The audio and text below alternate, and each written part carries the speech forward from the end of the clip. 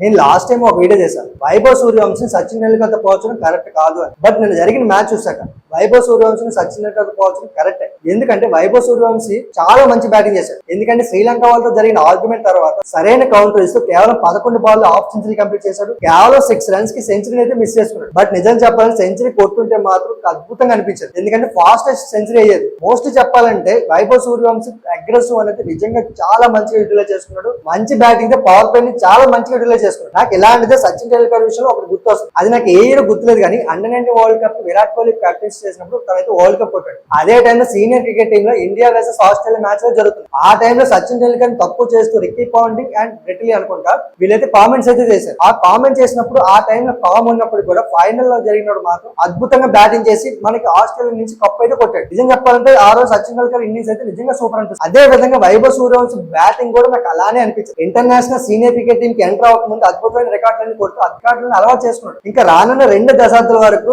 వైభవ్ సూర్యవంశీ పేరు అనేది పలుకుతూనే ఉంటారు చాలా మంది. ఇంతకీ వైభవ్ సూర్యవంశీ బ్యాటింగ్ మీకు ఎలా అనిపించిందో కింద కామెంట్ లో చెప్పండి.